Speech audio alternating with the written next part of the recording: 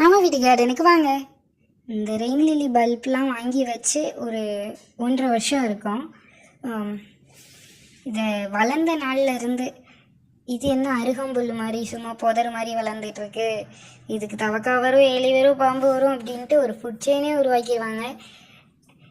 Most of the days இது பூக்கவும் மாட்டேங்கி, ஒழுங்காக வளரவும் மாட்டேங்கி, புல் மாதிரி இருக்கிறதுக்கு எதுக்கு இது சும்மா வெட்டி போடு, அப்படி இல்லாட்டி தூக்கி வேறு ஏதாவது தொட்டியில் வை, மண்ணில் வைக்காதன்னு சொல்லிகிட்டே இருந்தாங்க. இல்லை மண்ணில் வச்சாதான் கிழங்கு ஊறும், நிறைய பூ பூக்கும்னு நானும் தாக்காட்டிகிட்டே இருந்தேன்.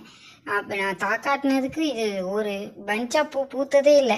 சடனாக ஒரு நாள் மழை பெஞ்சிச்சு. நான் கூட சொல்லிட்டு இருந்தேன், இந்த மலைக்கு எல்லாம் வச்சு 2 வருஷம் ஆக போகுது, இந்த மலைக்கு நிறைய பூக்க போகுது அப்படின்னு சொல்லிட்டு இருந்தேன். ஃபஸ்ட்டு டே ஒரு 3 பூத்து இருந்தது.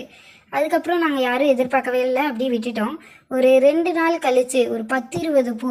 அதுலேயும் செம சர்ப்ரைஸ் என்னன்னா, ஒரு டார்க் பிங்க்கு ஒரு லைட் பிங்க் மாறி இருந்திருக்கு. கிழங்கு வாங்கி வைக்கையில் கூட எனக்கு 2 கலரில் இருக்குன்னு தெரியாது.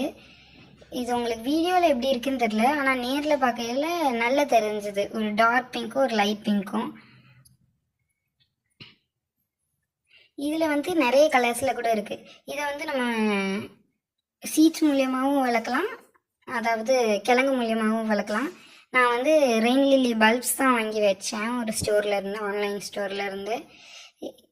இதில் வேறு என்னென்ன கலர்லாம் உங்கள்கிட்ட இருக்குன்ட்டு கமெண்ட்டில் சொல்லுங்கள். ஃபைனலி இது ரொம்ப ஒர்த்.